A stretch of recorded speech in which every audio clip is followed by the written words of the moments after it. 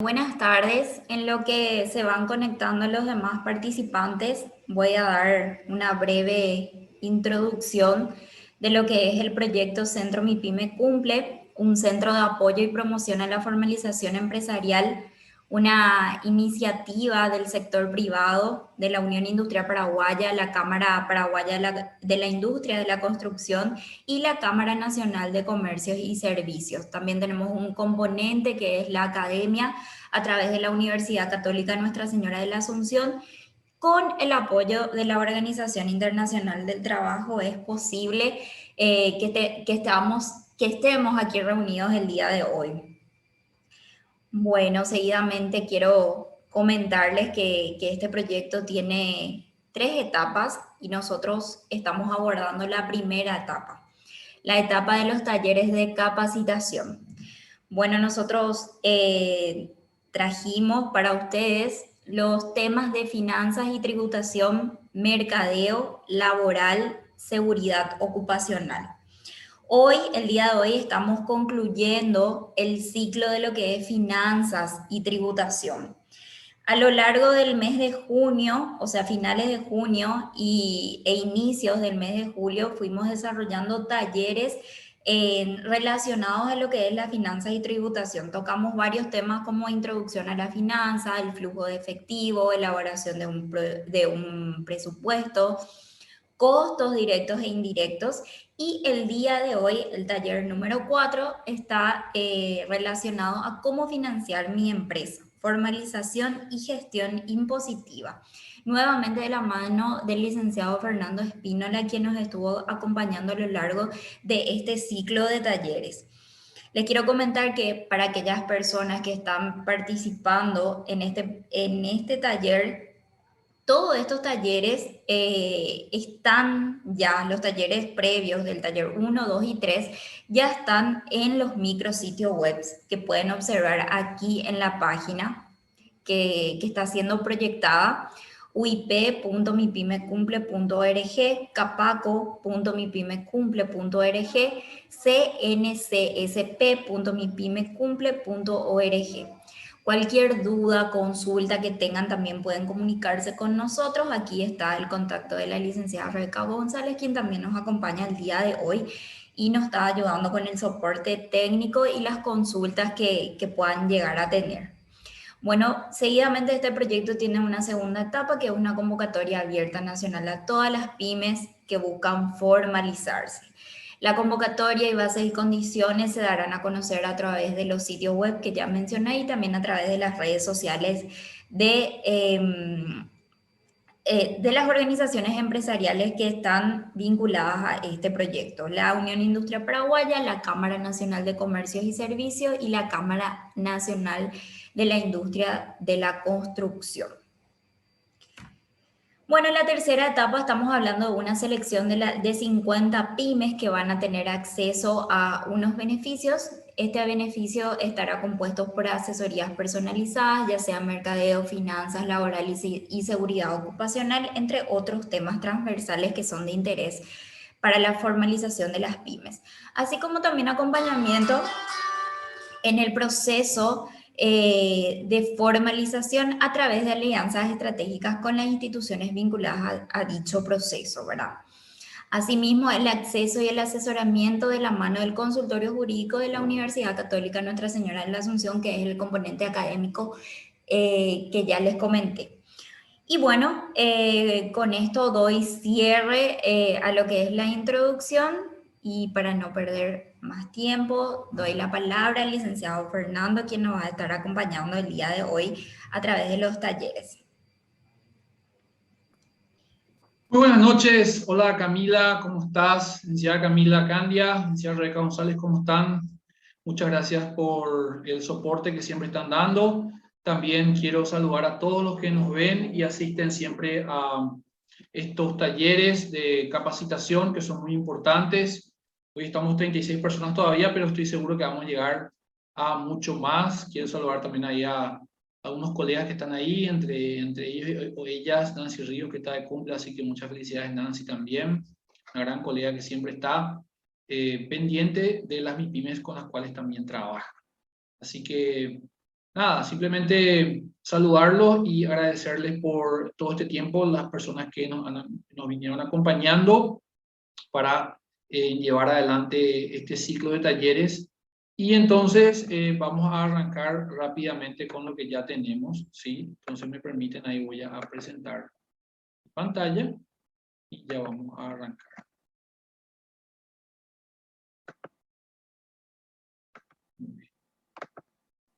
Ok, entonces acá estamos.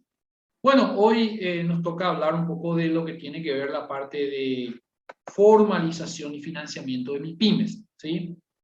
Al final, cada taller tiene una herramienta que nosotros entregamos y la herramienta que les vamos a entregar al final va a ser un Excel donde ustedes mismos pueden hacer un cálculo de las cuotas en cuanto a las tasas de préstamos que tienen. No obstante, si bien esta es una herramienta en Excel, también la mayoría de las instituciones, bancos, etcétera, hoy día ya están contando con calculadoras de préstamos, entonces también ustedes pueden aprovechar eso, ¿verdad? Es un poco en términos de lo que vamos a entregar hoy, ¿verdad?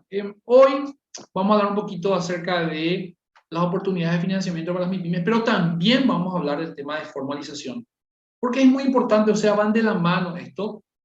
Haciendo un poco de historia, estuve trabajando hace unos meses atrás con algunas MIPYMES, justamente en el tema de finanzas, en el tema de análisis financiero, etcétera, que MIPYMES que tomaron créditos de FOGAPI, por un trabajo que venimos haciendo, estuve trabajando con 8 MIPYMES, y realmente, de hecho yo ya sabía la importancia, pero ahí cobró más relevancia porque me involucré mucho en la gestión de estas MIPYMES y principalmente en la capacidad que tuvieron para ser sujetos de crédito, en la relevancia que existe en el orden que se debe tener en cuanto a la documentación para poder ser sujeto de crédito.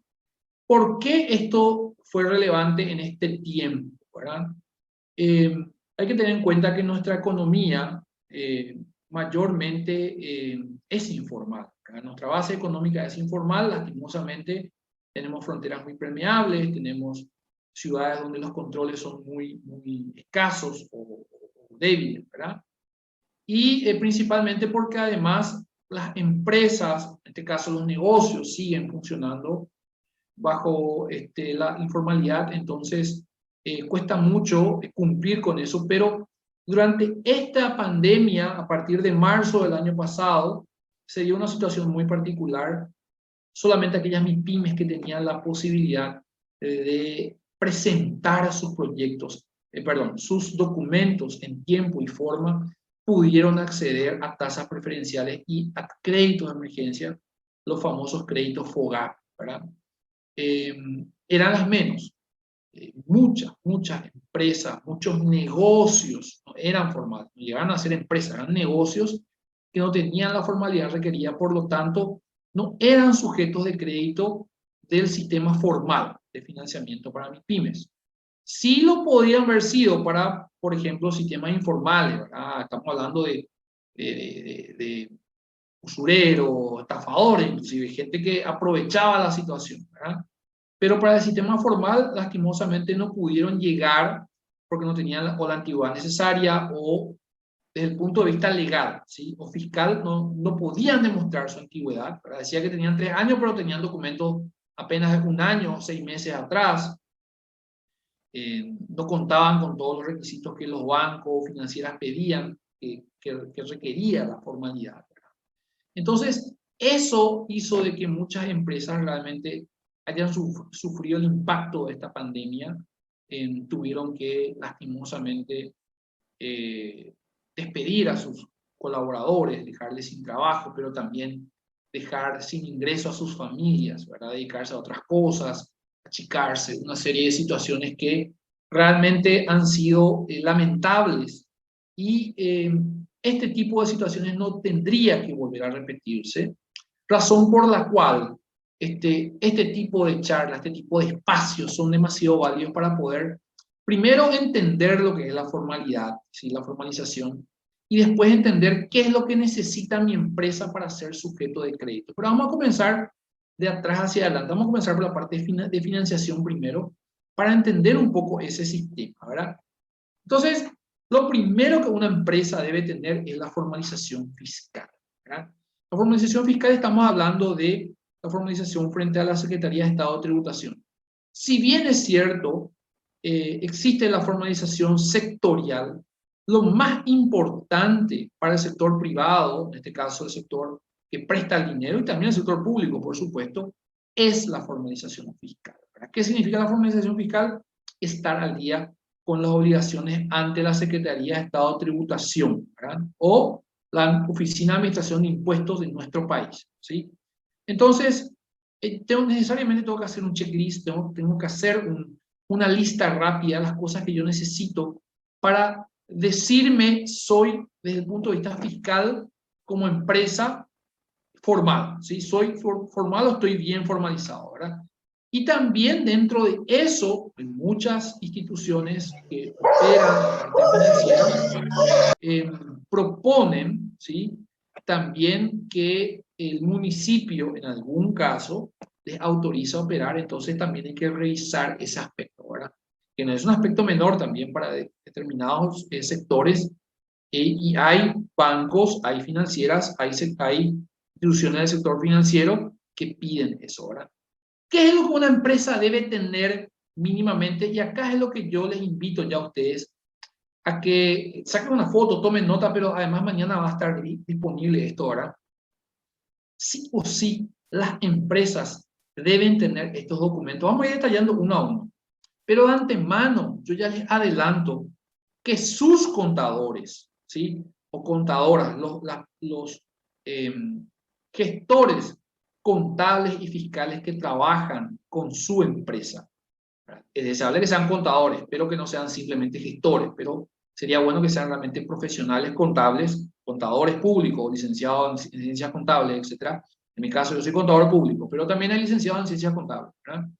Es deseable que ellos les ayuden a ustedes a gestionar esta carpeta, porque no va a ser la única vez que van a querer acceder a ella, ¿verdad? Y nuevamente, repito lo de siempre, ¿verdad? Tomen a profesionales de valor que les pueda generar un valor en la empresa, ayudándola a ver aquello que ustedes no ven, ¿sí? Traten de tener ese tipo de profesionales y recuerden que muchas veces lo barato al final, al tiempo, sale caro, ¿verdad? Entonces, es deseable proponer una carpeta digital que contenga copia del registro del RUC. Si yo soy una empresa formal, ¿sí? Me hago llamar formal, mínimamente.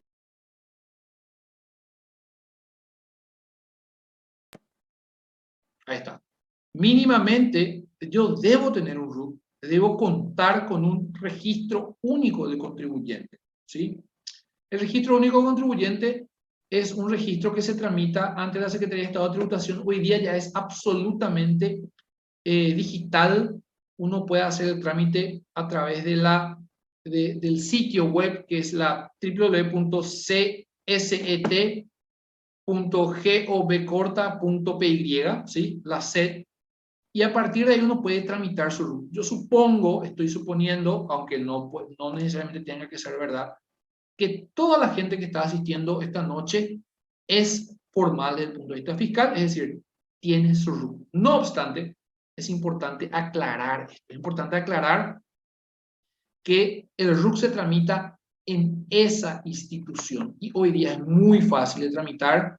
Todo es digital, no hace falta ir personalmente, salvo una sola oportunidad, que es cuando esta institución nos entrega una clave de acceso, ¿sí? Para que yo pueda gestionar a través de la web toda mi situación impositiva.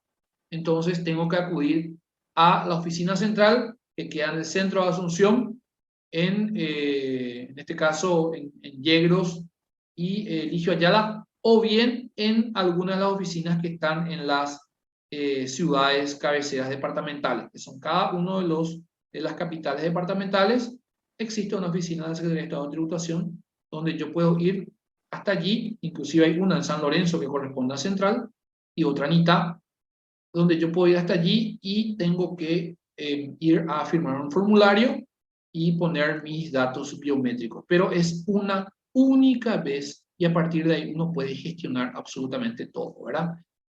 Junto con la copia del registro del RUC, que ahí es donde habla acerca de mi inscripción, qué impuestos son los que yo tengo que pagar, cuáles son mis obligaciones, cuál es mi rubro, actividad académica, el nombre de mi empresa, si tiene un nombre de fantasía, si soy importador o exportador, etc.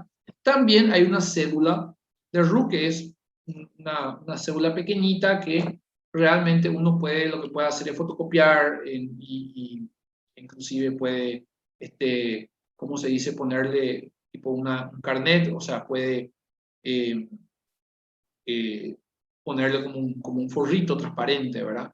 De manera que quede como una cédula definitivamente, pero básicamente la copia del registro de RUC es lo más importante, ¿verdad? En algunas instituciones piden también la cédula de RUC, pero hay que tenerlo. Vuelvo a repetir una vez más, puede ser una carpeta digital, inclusive no hace falta que sea física, porque hoy día a los bancos se les puede enviar todo por correo, ¿verdad?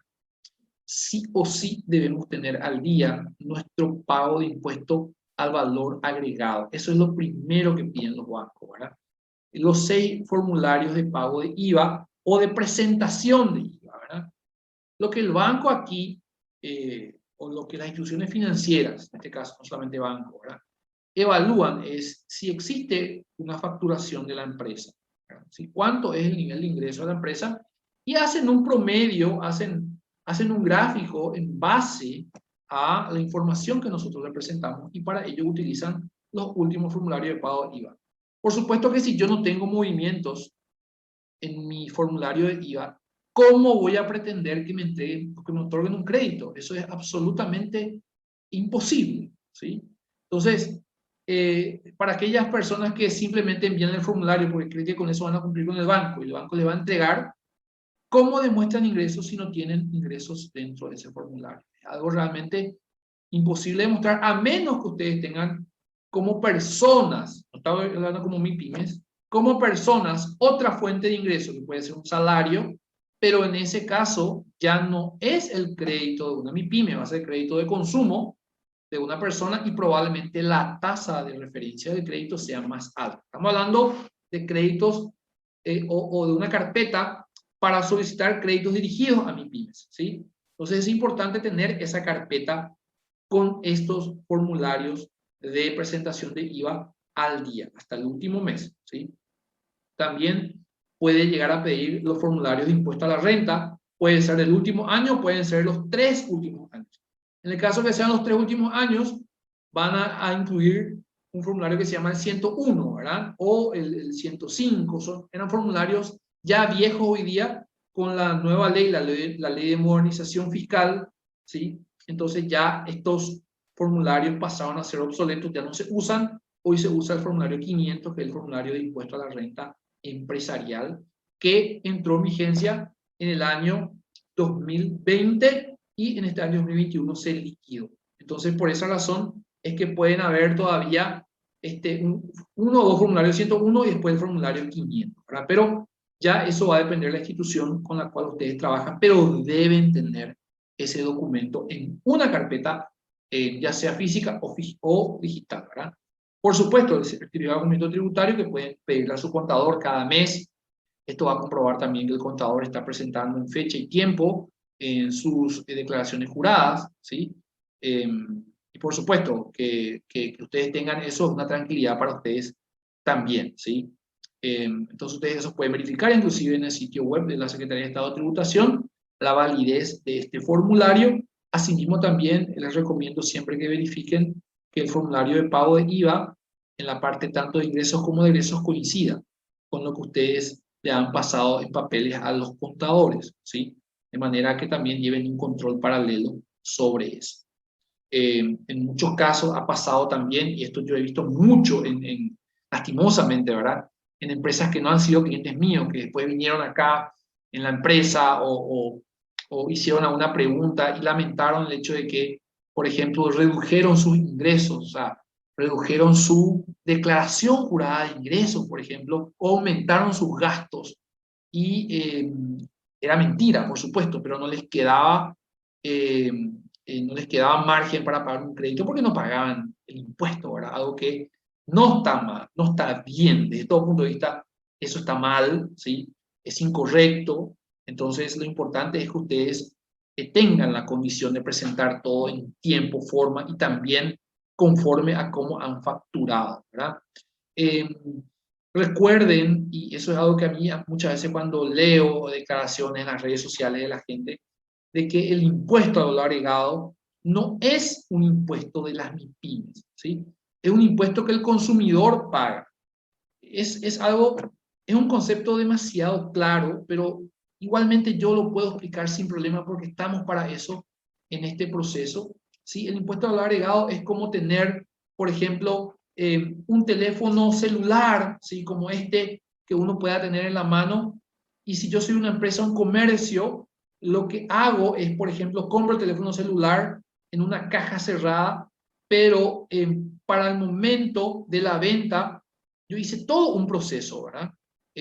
Contraté a una persona o yo mismo por mi cuenta vendí en un grupo de WhatsApp, estoy alquilando un espacio para que el teléfono se vea adecuadamente, la presentación, alguien pueda venir a tocar un teléfono como este, donde pueda venir a probar, por ejemplo, su funcionalidad. Al momento de vender, yo le puedo entregar en una caja especial o en una bolsa de regalos. Entonces, todo eso es lo que se llama la suma, ¿sí? De un valor agregado que yo le doy al producto o al servicio, ¿verdad? Es decir, por cada parte del proceso comercial, empresarial, que yo le agrego a un producto, a un servicio, eso se llama valor agregado. Entonces, por esa razón es que el impuesto tiene ese nombre, impuesto al valor agregado. Y el impuesto al valor agregado en este caso es el valor del producto que yo saco al mercado más el 10%. Normalmente lo que siempre se recomendó, por lo menos desde el momento en el que estuvo vigente la ley 125/91, ya hace más de 20 años, perdón, 30 años, lo que siempre se pregonó es que el precio final, ¿sí?, sea entregado al consumidor, al cliente final, con IVA incluido, con el impuesto al valor agregado incluido en el precio, ¿verdad? Entonces, suponiendo de que nosotros le ponemos a un producto que a nosotros nos costó 3.000 guaraníes, un precio de venta final de 5.000 guaraníes, y creemos que su impuesto al valor agregado es 10%, sería 5.500, entonces entreguemos en vidriera, en lista de precio, donde fuese, el producto con el precio final. ¿Verdad? Creo que eso se entiende, pero igualmente es importante aclarar ese punto, ¿verdad? Entonces, el remanente, o sea, el impuesto que paga, ¿quién lo paga? Lo paga el consumidor, no es un dinero de la empresa. La empresa ya está ganando por un porcentaje determinado y sobre ese porcentaje le carga el impuesto al valor agregado. Entonces la empresa lo que hace es como un retentor. Pero como la empresa compra y también paga impuestos al momento de comprar, por eso se llaman impuestos indirectos, entonces lo que hace la empresa es un cruzamiento entre sus ingresos, ¿sí?, y sus egresos con sus correspondientes impuestos a los valores agregados, y la diferencia es lo que presenta como declaración jurada ante la Secretaría de Estado de Tributación. Si la diferencia es a favor del comerciante, en este caso de quien presenta la declaración jurada, espectacular, porque quiere decir que nos quedó dinero, que estamos ganando, ¿verdad? Y entonces hay que pagar la diferencia entre tanto el IVA venta como el IVA compra, ¿sí?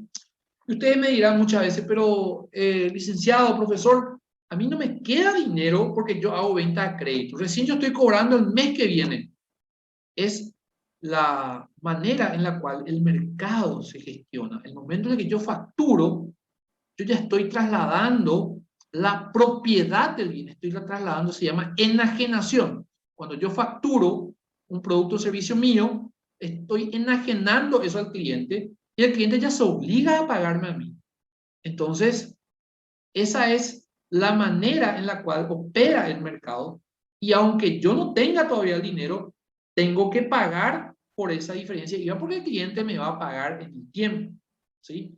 Entonces, hay que considerar lo que nosotros vimos en las primeras clases con relación justamente, de hecho la clase pasada, con relación al costo, ¿verdad?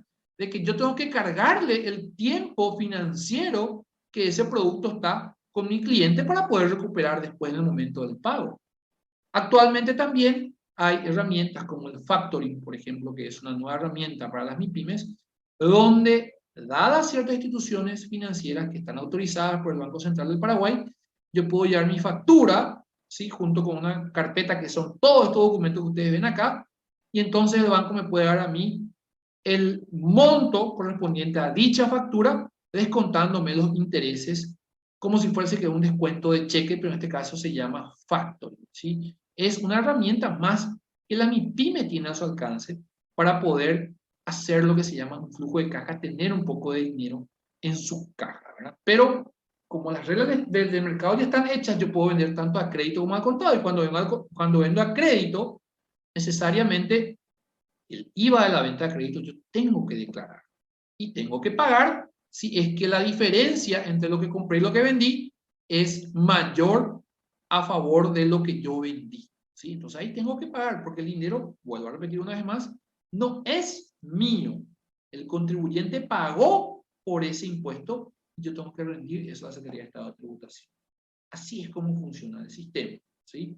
Y si nosotros queremos seguir creciendo, tenemos que adaptarnos a ese sistema, tenemos que hacer un presupuesto, como les mostré el otro día, y saber ya más o menos cuánto tengo que vender o cuánto voy a vender, y de eso cuánto es el impuesto que tengo que pagar, ¿sí? Bien.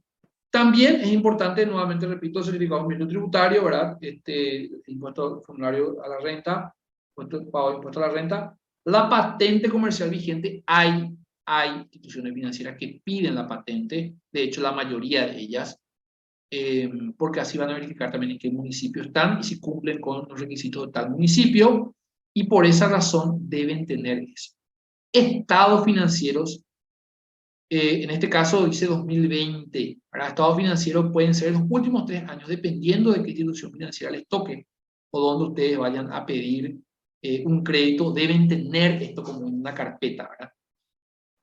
Esto fue lo que nosotros dimos al inicio de las primeras clases. Para los que se conectan recién, pueden ir a los micrositios y bajar o ver la primera clase, que tiene que ver justamente con los análisis, los ratios financieros, que las instituciones financieras se sirven de los estados financieros para poder entresacar eso, ¿sí? Por esa razón es importante que ustedes tengan el detalle de su balance. No está de más decirles, aunque parezca obvio, de que los balances deben tener una utilidad, ¿sí? ¿Para qué? Para que la institución financiera observe que mi empresa está creciendo y me pueda dar un crédito en base a su utilidad. ¿Cómo es que yo voy a ir a pedir un crédito cuando mi empresa, por ejemplo, genera pérdidas? ¿De dónde voy a sacar el dinero? ¿Sí? Ahí las instituciones financieras podrían otorgarle un crédito, pero hacen otro tipo de análisis. La tasa puede ser más alta o el tiempo puede ser más corto. ¿Sí? Hay una serie de situaciones, o el crédito puede ser limitado, ¿verdad? Todo va a depender de qué tan sana sea su empresa en términos financieros. Para ello deben tener un orden en el sentido contable también, ¿verdad? Hoy día, esto ya es muy fácil para nosotros los contadores. Tenemos sistemas informáticos, contamos con sistemas informáticos donde podemos introducir ya datos y nos sale información como un balance, ¿verdad? Apretamos un botón y ya sale la información. Tenemos todos los sistemas contables hoy día al alcance. Estoy hablando de mi rubro como contador, ¿sí? Pero las empresas también tienen sistemas integrados donde uno toma un sistema informático, carga sus procesos y estos procesos a su vez le pueden llevar a la parte ya contable, ¿verdad? Eso ya es algo muy interno de las empresas, una decisión muy interna, ¿verdad? Pero sí, se cuenta con ese tipo de herramientas también. Entonces ustedes pueden tener a la mano eso inmediatamente, ¿verdad? Yo creo que ya hoy día no hay contador que no esté trabajando con sistema informático, entonces ya se puede tener balance en el momento en el cual se pide, por ejemplo, ¿verdad? Para eso, una vez más les voy a decir de que las empresas tienen mucha responsabilidad en cuanto a la entrega de los datos al contador. Algo que me pasa muy a menudo a mí en mi sector es que muchas veces mis clientes no me envían, por ejemplo, el extracto bancario mensual. Entonces yo tengo que pedirles eso cuando ellos se apuran para pedir un balance. Siempre le estamos pidiendo y nunca envían. Entonces, tengan en cuenta ese tipo de cosas, porque si ustedes apuran, pero no entregan los datos como tienen que ser, entonces el contador no puede hacer magia, ¿sí? Un balance provisorio es deseable, muchas instituciones piden. Un flujo de caja, interesante porque esto ya lo dimos nosotros, inclusive en la segunda en la segunda entrega de estos talleres, el flujo de caja proyectado, ¿sí? Esto es importante porque las empresas van a saber, en este caso, las instituciones financieras van a saber, si yo pido un crédito de 30 millones, tiene que entrar dentro del flujo de caja de ese préstamo para saber si puedo pagar o no el mismo en el tiempo en el cual yo estoy decidiendo proyectar. Tiene que ser normalmente el flujo de caja en el tiempo en el que se pide el crédito. Si el crédito es de 12 meses, el flujo de caja tiene que ser de 12 meses. Si es de 18, tiene que ser de 18. Y si es de 24 meses, y así hasta saber el tiempo del crédito, ¿verdad? Facturas de servicios para poder evaluar si la empresa paga servicios y saber dónde está. En muchas ocasiones los bancos tienen oficiales de cuenta que van y visitan los comercios. En este caso, por ejemplo, voy a meter un chivo allí, tenemos desde la Unión Industrial Paraguaya, pero también todas las instituciones aliadas que están aquí, a las cuales no mencioné, pero ustedes ya vieron, como OIT, la Cámara Nacional de Comercio y Servicios de Paraguay, la CAPACO y la Universidad Católica, pero en el caso de la Unión Industrial Paraguaya, tiene un brazo financista que es la Fundación Industrial y que tiene su gente, tiene oficiales que visitan las empresas, justamente para gestionar los créditos y van y ven in situ si la empresa es real, si está operando y una serie de consideraciones también, ¿verdad? Y hay que tener un flujo de caja proyectado para eso. La factura de servicios para demostrar que funcionan en esa dirección y que están pagando algún servicio. Que hoy día una factura de servicios inclusive es válida, por ejemplo, si uno paga internet o cable. ¿Sí? Ya es un servicio, ¿verdad? Pero siempre están los tradicionales, energía eléctrica, ANDE, o agua potable, que es ESAP, ¿sí? Y después tenemos estos servicios privados, ¿verdad? Después tenemos un contrato de alquiler. Esto también es importante, es muy relevante tenerlo en la carpeta, ¿sí? Y que esté vigente ese contrato de alquiler, eso es muy, muy importante. Inclusive para el caso de la patente comercial, por ejemplo, para poder sacar una patente comercial, en los municipios se pide, si es que si es que el lugar donde está operando mi empresa no es mío, no es propio, el terreno, el edificio, entonces tengo que tener un contrato de alquiler para determinar quién es el propietario y ese propietario tiene que estar al día con los impuestos para que yo pueda pedir la patente comercial. Eso es muy importante también que apunten, ¿verdad? Y una habilitación o permiso correspondiente para operar si, dependiendo del sector, ustedes tienen un condicionamiento sectorial, ¿verdad? Estoy hablando, por ejemplo, de una institución como, por ejemplo, puede ser la INAM, ¿sí? Una institución que sería la que está, la que es la regente de todo lo que tiene que ver la parte alimenticia, Instituto Nacional de Alimentación y Nutrición, ¿verdad? Y normalmente la INAM entrega un registro de establecimiento y un registro sanitario de producto alimenticio, que son dos trámites, ¿sí? Entonces, si es que la empresa necesita ese documento para operar, debe tener una carpeta con esa documentación o debe formar parte de su carpeta de documentos. Es muy, muy relevante que ustedes tengan esto porque se van a evitar un montón de situaciones, no solamente multas, sino inclusive cierres de sus locales si son locales de productos alimenticios, ¿verdad? Y así también hay otros requerimientos conforme al sector, por ejemplo, el CENAVE, que tiene que ver con la parte de semillas, plantas, y otros productos, por ejemplo, como los defensivos agrícolas, ¿verdad? Y así en cada sector siempre hay, o casi siempre, digo bien, hay una entidad que puede estar regulando nuestro sector y debemos nosotros tener a mano eso, ¿verdad? ¿Por qué aquí no hablo de la cédula MIPYMES? Porque, bueno, eso es algo que todavía hoy día muchos bancos nos piden, pero existen, sí, voy a mencionar después, instituciones que ya están, ¿cómo se dice?, vinculadas al Viceministerio de Industria y Comercio, Viceministerio de MIPYMES, dependiente del Ministerio de Industria y Comercio, que si uno tiene la cédula MIPYMES, se facilita más el proceso, ¿verdad? Eso es en cuanto a las empresas que son unipersonales. Unipersonales significa que tenga un propietario, ¿verdad? Por ejemplo, el negocio se puede llamar Comerciales Rápido de Fernando Espínola Prieto y entonces va a pedir todas estas documentaciones cuanto menos, ¿verdad? Pero si mi empresa es una sociedad, y acá hay un detalle muy importante, tal vez, no creo que no lo sepan las personas que están aquí asistiendo y son sociedades, pero igualmente yo creo importante mencionar esto, ¿verdad?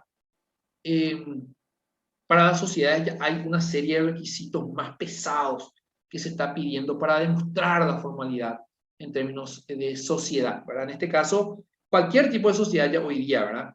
Una sociedad anónima, SRL, ¿verdad? La que fuera, está pidiendo esta documentación, ¿verdad? Inscripción de la sociedad en Abogacía del Tesoro. Los que tienen sociedad sabrán de que hubo una resolución que hace más de 2 años, 3 ya, donde obligaba a las sociedades a inscribirse en la Abogacía del Tesoro y poner todos los datos de sus propietarios, su acción, etcétera, ¿verdad?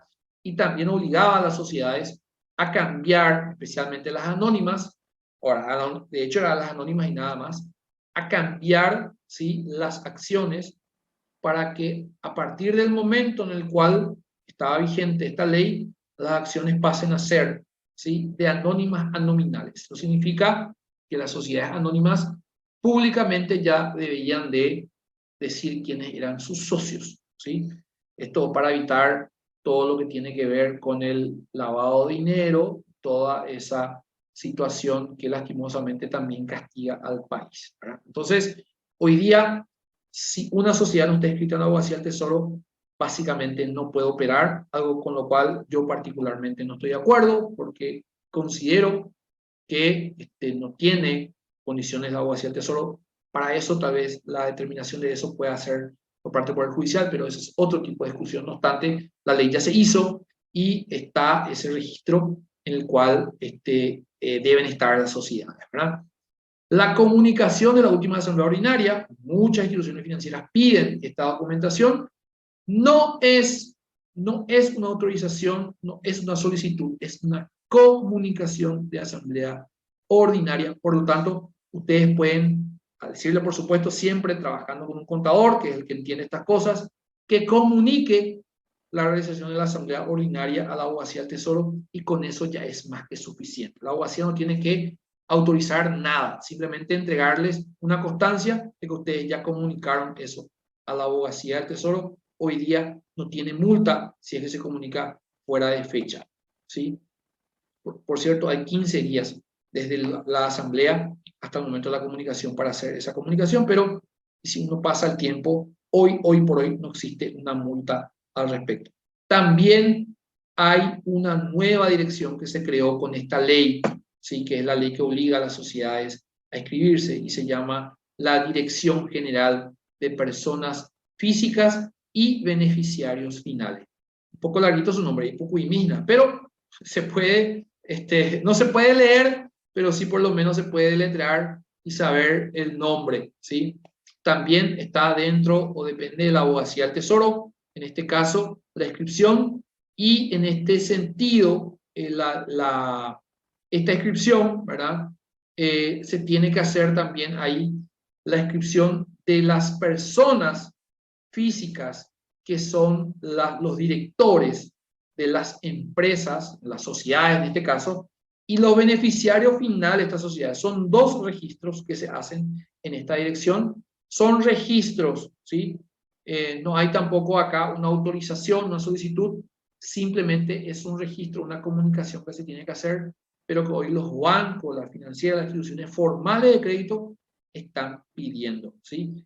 Ambas, tanto la comunicación, la inscripción en la sociedad, y se tuvo que haber hecho, la comunicación en la última asamblea y la inscripción en la Dirección General de Personas Físicas y Beneficiarios Finales, todas estas 3 se hacen de manera digital, ¿sí? Hay una clave de acceso que normalmente nosotros los profesionales contadores tenemos, también tienen los escribanos, ¿sí? Y también pueden tener los representantes legales de las empresas, por supuesto, y pueden comunicar con documentos, porque para esto se tienen que levantar ciertos documentos que se piden allí, ¿verdad? En la Abogacía del Tesoro uno ingresa y va a ver con mayor detenimiento. No me voy a centrar en darles detalles de esto porque es muy simple, muy sencillo, no obstante, repito una vez más, un profesional contable o tal vez un profesional, en este caso, si un abogado también les podría ayudar, pero más el profesional contable está empapado de esto, ¿verdad? Entonces, son documentos que justamente van al caso con este cuarto ítem, que son los libros societarios al día, ¿verdad? Sabemos que en las instituciones como los libros en las sociedades anónimas, tiene 4 libros muy importantes que son libros de asamblea ordinaria, libros de registro de asistencia a asamblea, libro de registro de acciones y el libro de acta de directorio. Entonces, estos 4 libros son fundamentales y normalmente la abogacía del tesoro pide copia de los mismos, que tienen que estar rubricados para poder ser parte de este archivo, ¿verdad? Entonces, es importante que ustedes tengan estos libros, pregúntenle a sus contadores, si ustedes no saben, deben tener estos libros al día a la asamblea final del año 2020 que se hizo en 2021, ¿sí? Registro en CEPRELAT, si corresponde, también las instituciones financieras pueden pedir a algunas empresas, en este caso que son sujetos obligados, para poder pedir el registro en CEPRELAT. ¿Quiénes son sujetos obligados? Hoy día ya las empresas que desarrollan operaciones inmobiliarias son sujetos obligados, las empresas que venden autovehículos son sujetos obligados, ¿sí? Entre otras. Pero es importante que ustedes vayan a CEPRELAT, al sitio web de la CEPRELAT, y verifiquen si están dentro de la lista de los sujetos obligados, ¿verdad? Y también, en ese caso, su empresa debe tener un registro. Si no lo tiene, tienen que darse alta porque el banco les va a pedir información sobre su registro en el caso de que no lo tengan, ¿verdad? Instituciones del tercer sector, que siempre llamamos así a las instituciones que son fundaciones, organizaciones no gubernamentales, etcétera, las ONGs, estas últimas obligatoriamente, instituciones sin fines de lucro inclusive, obligatoriamente deben tener este registro porque deben informar acerca de sus ingresos, de dónde provienen sus ingresos y también quiénes son sus asociados o vinculados, ¿sí? Entonces es importante que tengan en cuenta estos registros. Si en el caso de que una persona vaya a tramitar un crédito para una empresa y sus socios, por ejemplo, vivan en el exterior o tengan alguna situación muy particular que no puedan llegarse hasta el banco o finalmente deciden ser anónimos, decir, bueno, vamos a darle todo a Fernando para que haga el trámite en el banco, yo no me quiero al banco, no quiero perder tiempo, entonces le pueden otorgar un poder.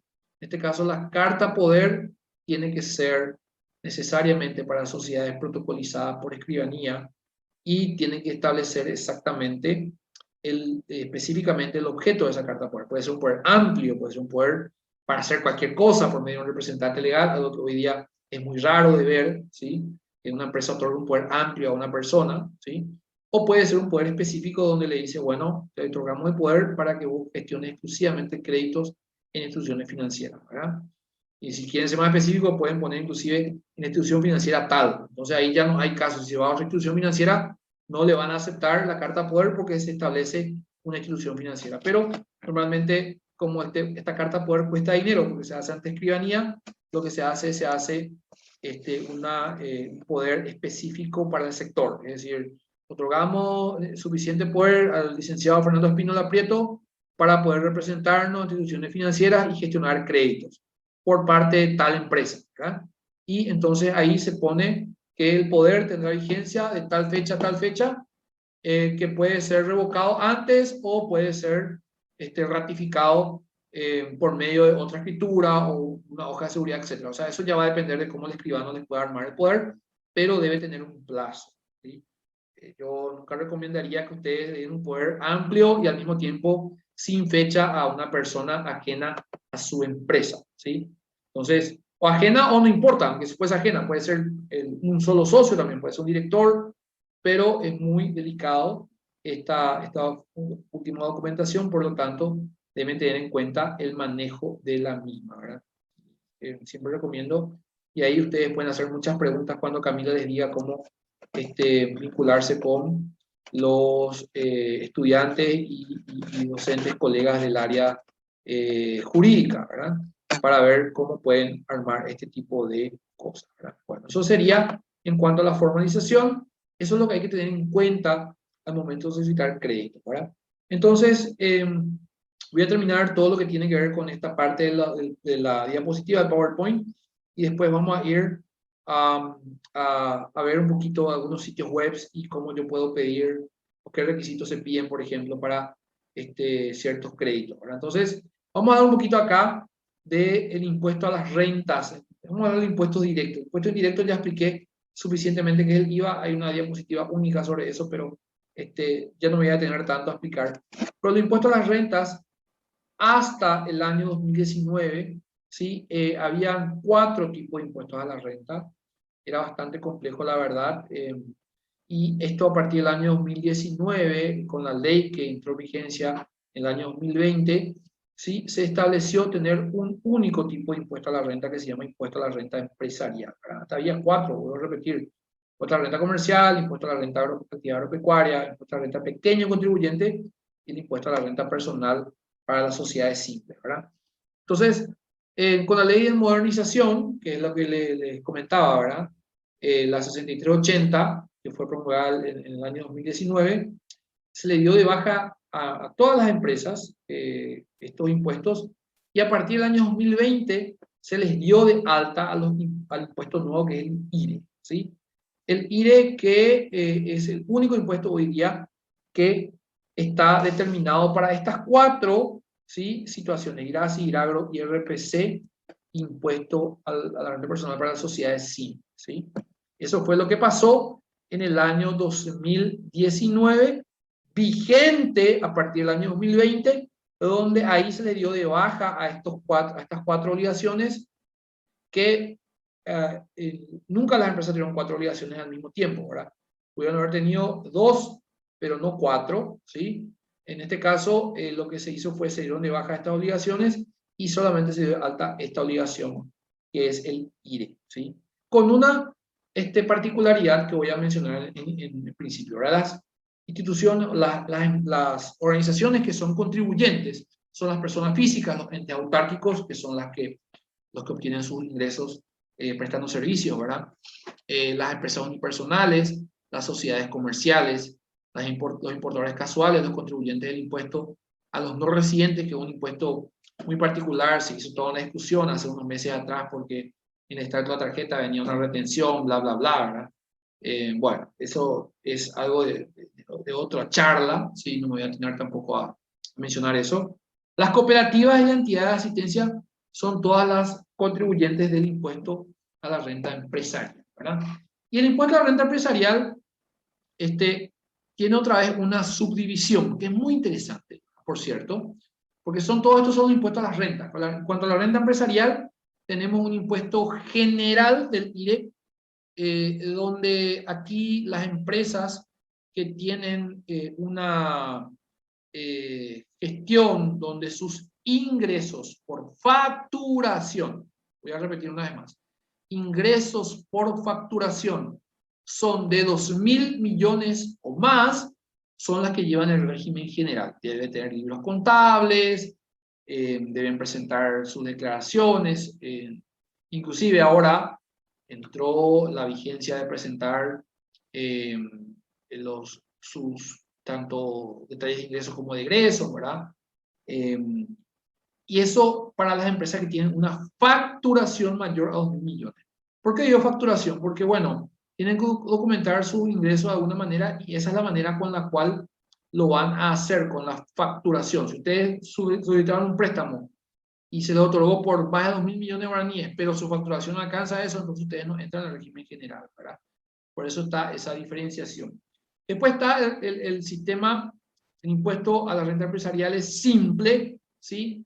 Que es una facturación hasta 2.000 millones, sería por debajo de 2.000 millones, y el resimple, que es por un monto fijo mensual para aquellas microempresas que no superen los 80 millones de guaraníes de facturación en el año. Entonces ahí ellas liquidan por un sistema muy sencillo que se llama resimple, que es el sistema más sencillo que se puede desarrollar, ¿verdad? Bueno, muchas empresas, de repente que ustedes estén aquí presentes, microempresas cuya facturación no exceda los 80 millones de guaraníes, bueno, ustedes están dentro de esa franja que se llama resimple, ¿verdad? Y se paga un monto fijo mensual según los ingresos brutos que tengan, ¿verdad? Y después el impuesto a la renta empresarial, con la nueva ley también tiene un impuesto que está en vigencia a partir del año 2019 también, es decir, 2020 para el ejercicio 2019, que es el impuesto a los dividendos y las utilidades, el IVA, ¿verdad? Este sí es un impuesto que no es nuevo, porque ya entró en vigencia también con la ley a partir del año 2020, pero incluyendo el ejercicio 2016, 19, digo bien, pero muchas empresas y personas recién cayeron en la cuenta este año, ¿sí? ¿Qué es el IVA? El IVA es un impuesto que paga aquella empresa, que atiendan bien esto, la empresa que obtuvo una utilidad se convierte en un agente retentor en el caso de que esa utilidad sea distribuida entre sus socios, ¿sí? Entonces, si una empresa que obtuvo una utilidad en el último año fiscal, que puede ser 2019, 2020, y esa utilidad la distribuye entre sus socios, entonces debe retener del monto que distribuye el 8%, y ese monto retenido tiene que pagarlo a la Secretaría de Estado de Tributación, tiene que depositar en la Secretaría de Estado de Tributación, ¿sí? Y eso se hace, por supuesto, con un comprobante de retención, que son comprobantes que se bajan de la CELA y tiene todo un formato ya establecido, ¿verdad? Entonces, sí o sí debe hacerlo, y esto es para aquellas personas socias, personas físicas o personas jurídicas, porque una persona jurídica, una empresa puede ser socia de otra, ¿sí? Esto está claro, por la ley, cualquier empresa puede ser dueña de otra empresa. Entonces, esto es para quienes residan en el país, ¿sí? Pero para aquellas empresas cuyos socios residen fuera del país, sean brasileños, argentinos, uruguayos, lo que fuere, o empresas que están fuera del país, y el dinero se les tiene que enviar a esos países, entonces la empresa paraguaya debe retener el 15%, porque no son residentes locales, ¿sí? Entonces ahí retiene un monto mayor, ¿sí? Igualmente, eso se hace sobre la utilidad posterior a la liquidación del impuesto a la renta, no antes. Voy a dar un ejemplo acá, simplemente, ¿cómo se dice? A viva voz, para que ustedes tengan una idea, ¿sí? Vamos a suponer que en sus empresas ustedes hayan obtenido una renta bruta, ¿sí? Antes del impuesto a la renta, de 100 millones de guaraníes. Como el impuesto a la renta empresarial es del 10%, entonces ustedes van a pagar, de 100 millones de guaraníes, van a pagar 10%, ¿sí? Que sería 10 millones de guaraníes. No es igual al IVA en este caso, ¿sí? La liquidación es diferente. 10 millones de guaraníes es el 10% exacto de lo que fue tu renta, ¿sí? No es que está incluido el 10% ahí, sino el 10% de lo que fue tu renta. Entonces, si al 100 millones yo le resto 10 millones, me va a quedar 90 millones. Esa es mi utilidad neta, ¿sí? Y si yo decido que esa utilidad neta la voy a repartir, y yo tengo dos socios en la empresa y a cada uno le va a tocar 45 millones, porque 90 es lo que me sobra, entonces antes de entregarle los 45 millones de guaraníes, yo debo retener el 8% a cada uno, a cada socio, antes de entregarle ese dinero, y entonces el 8% es 3.600.000. En total voy a detener o voy a retener 7.200.000 guaraníes, y eso es lo que yo voy a pagar por mis socios en la Secretaría de Estado de Tributación, ¿sí? En el caso de que los socios sean del exterior y yo voy a repartirle a 1,45 millones localmente, le retengo 3.600.000. Y al otro, si es del exterior, le voy a retener el 15% y es 750.000 guaraníes, el 15% de 45 millones. En este caso, ¿por qué? Porque son dos socios. Dijimos que nos sobran 90 millones de guaraníes, ¿sí? Entonces, yo solamente tengo que retenerle por el envío de dinero a aquel socio que está en el exterior. El que está residiendo en Paraguay, le retengo el 8%, ¿verdad? Esto es muy importante que ustedes tengan en cuenta. Y esto es para el caso único, porque la ley establece eso, de que ustedes distribuyan ese dinero. Pero sabemos, mis queridos propietarios o asistentes de MIPYMES, que muchas veces las MIPYMES no tienen ese dinero en el bolsillo o no tienen ese dinero en su caja, ¿sí? Es un dinero que les sobra, que está en el balance, pero que no está en la caja. ¿Por qué? Porque ese dinero muchas veces yo pude haber aplicado a un vehículo nuevo, a mejoras en mi local, ¿sí? A una construcción nueva, un depósito, a mercadería, una serie de cosas, ¿verdad? Entonces, siendo así, yo puedo optar, para no desangrarle a mi empresa en cuanto al flujo de caja, puedo optar por otra figura desde el punto de vista fiscal y entonces no voy a pagar este impuesto, ¿sí? Y se llama la figura de la capitalización. En este caso, lo que yo voy a hacer es, después de pagar el impuesto a la renta, que es del 10%, si yo tuve u obtuve una renta bruta de 100 millones, de resto mi renta, mi impuesto a la renta empresarial de 10 millones, me quedo 90 y en vez de que yo distribuya o reparta entre los socios, lo que voy a hacer es llamar al escribano, vení por acá, escribano, quiero mostrarte algo. Mira, acá a mí me sobraron 90 millones, yo quiero que este dinero forme parte de mi capital, ¿sí? Capitalizo ese dinero. Y el escribano me hace una transcripción y me hace lo que se llama un aumento de capital.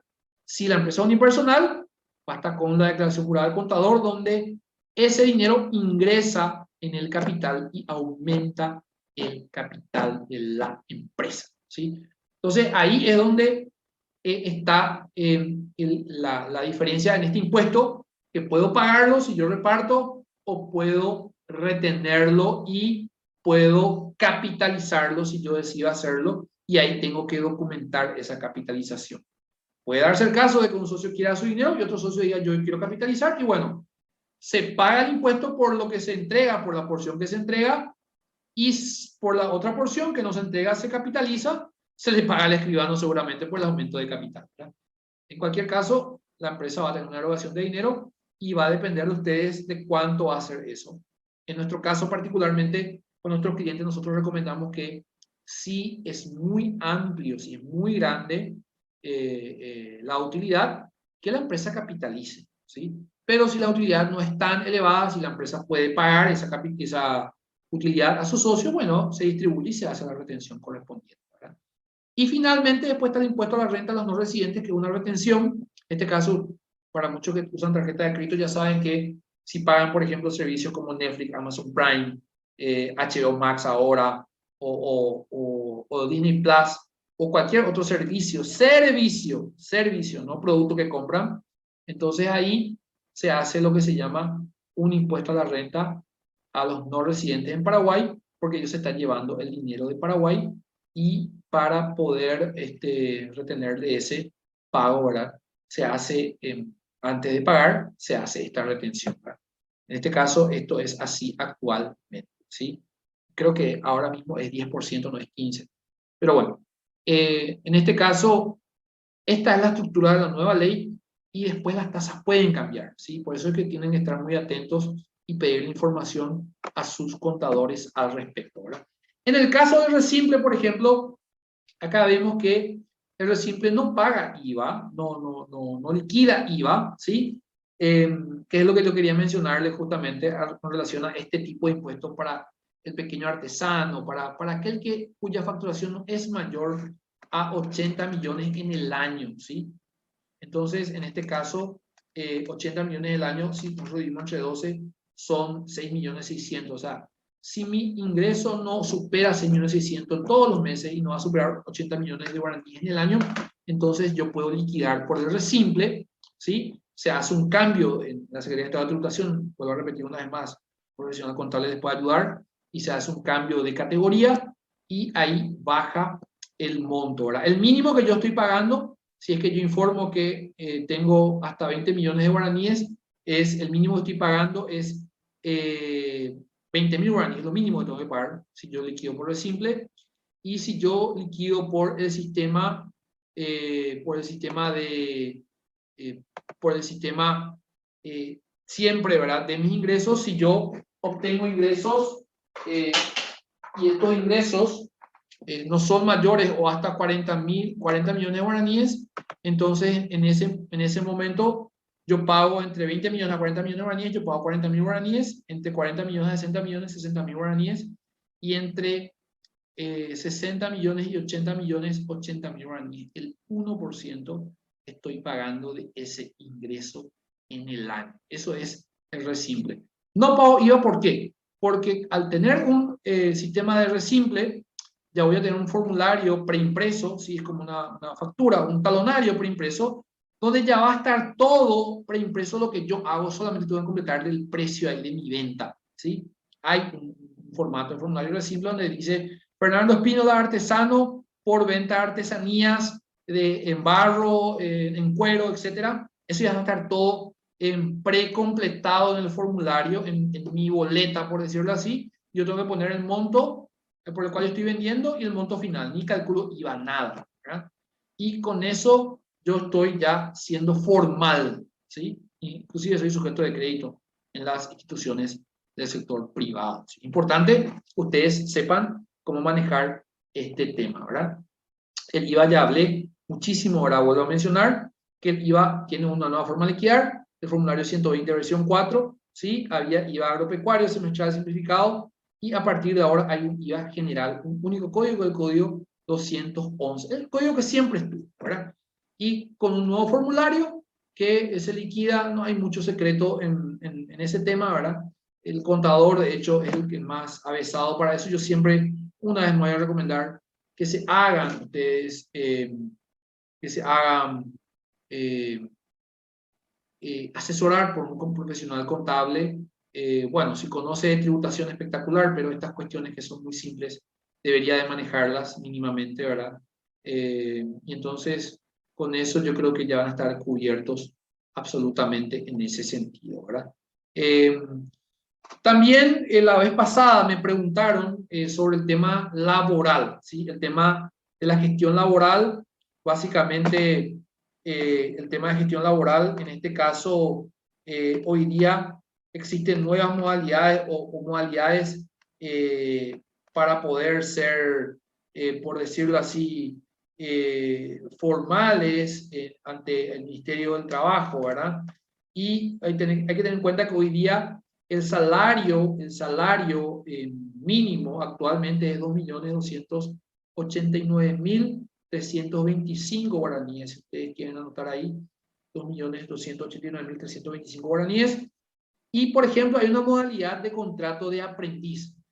Todas estas modalidades, gente que me está escuchando, tienen que ser documentadas. Y es un paso más para que nosotros seamos formales. Estamos en un proyecto que se llama MIPYME Cumple, donde lo que nosotros queremos justamente es que las MIPYMES tengan la más elevada formalización posible, cerrar el círculo de la formalización, y la parte laboral no es algo menor, ¿sí? Entonces, esto también tiene mucho que ver, inclusive con los créditos hoy día en muchas instituciones, como el caso del FOGAPI, por ejemplo, pedían que sus clientes o a quienes le iban a otorgar el crédito decían, bueno, tráeme acá tu inscripción de IPS o tu inscripción en el Ministerio del Trabajo para ver si sos formal, ¿sí? Y de esa manera otorgarle el crédito. Y aquellas empresas aquellas empresas que no pagaban el IPS, que no tenían a sus colaboradores dentro del sistema social, entonces directamente no accedían al crédito, ¿sí? Entonces es muy importante que ustedes comiencen a formalizar a sus trabajadores. Hay una serie tremenda de beneficios que ustedes como empresas tienen si sus trabajadores son formales en el sistema de seguridad social. Yo pienso, de hecho, que muchas veces reduce un montón de riesgos esto, porque si el trabajador cae enfermo o sufre un accidente laboral, por ejemplo, justamente ahí es donde el sistema de salud del Instituto de Previsión Social le cubre al funcionario y ustedes tienen que hacer mínimos trámites, ¿verdad? O en este caso, cuando fue la pandemia, por ejemplo, permite hacer una suspensión laboral de manera temporal y el Instituto de Previsión Social se encarga de pagarle una parte del salario a sus trabajadores, ¿verdad? Y ustedes siguen teniendo en el sistema y gracias a ese pago, esos trabajadores siguen estando para ustedes, ¿verdad? Entonces, particularmente es demasiado importante que tengan en cuenta esto. Entonces, cualquiera de estas modalidades que vamos a ver ahora tienen que ser refrendadas con un contrato, ¿sí? Esto también no voy a entrar en el detalle porque ustedes pueden entrar al sitio web del Ministerio del Trabajo, ¿sí? Pueden poner Ministerio del Trabajo Paraguay en Google y le va a ir al sitio web y ahí ustedes pueden ver cuánto es el valor del salario mínimo, cuál es la dirección del trabajo, dónde bajar los formularios, por ejemplo, de contratos, los ejemplos de contratos para poder formalizar cada una de estas figuras, ¿verdad? En el caso del aprendiz, por ejemplo, es una figura de una vinculación en mi empresa, yo puedo pagar hasta el 60% del salario mínimo legal bruto, ¿sí? El aporte obrero patronal al IPS del 9% es de 123.624 guaraníes. Esto es lo que paga el empleado, en este caso el colaborador, se le tiene que descontar, y el aporte patronal, que es el aporte que paga la empresa, es de 226.643 guaraníes. La cantidad de horas trabajadas es hasta 6 horas por día y el contrato de duración, la duración del contrato, digo bien, disculpen, la duración del contrato es por un año y es prorrogable, ¿sí? Entonces, esta es una manera en la cual yo puedo vincular al trabajador, es como una manera en la cual pueda hacerlo una forma de entrada. Por supuesto, me van a preguntar ahí enseguida, ¿y si yo quiero echarle al trabajador en ese tiempo? Bueno, entonces tengo que cumplir con lo que dice el Código Laboral, siempre en base al porcentaje del salario que le estuve pagando. Si tiene derecho, por supuesto, a vacaciones, tiene derecho a indemnización y a una serie de beneficios también. O sea, no está exento el empresario de entregarle esos beneficios, simplemente es una modalidad en la cual yo puedo pagarle menos porque es una modalidad de contrato que se llama de aprendiz. Ojo con eso. Después, otra modalidad es a tiempo determinado. Yo puedo, porque si soy una MIPYME, tengo que estar reconocida, inscripta en el Ministerio del Trabajo, inscripta en IPS, inscripta en el Ministerio de Industria y Comercio, entonces ahí yo tengo la posibilidad de pagarle hasta el 80% del salario mínimo legal, ¿sí? No puedo pagarle por debajo de ese monto, ¿sí? Puedo pagarle el salario mínimo legal, que es 2.289.325, menos que eso, hasta 1.831.459, que es el mínimo que la ley me permite pagarle con este tipo de vinculación. También tiene que estar bien documentado con un contrato, ¿sí? Y acá está el detalle de los aportes obrero patronal, obrero digo bien, y patronal también al IPS. ¿Sí? En este caso ya es mayor el monto a pagar por parte de la empresa, ¿sí? Y dice acá, bien claro, dice, aplicable solo a MIPYMES, la ley 44/57, perdón, 4457/2012, que es la ley de MIPYMES, la cual ustedes pueden ir a revisar, eh, cómo ustedes pueden ser declaradas MIPYMES o reconocidas como MIPYMES. Eso está en la ley, pero también en el Ministerio de Comercio hay, les voy a mostrar enseguida, una forma en la cual ustedes tienen que escribirse, las horas trabajadas por día hasta 8 horas, y la duración del contrato puede ser hasta 3 años, ¿sí? Es en el caso de las MIPYMES, ¿sí?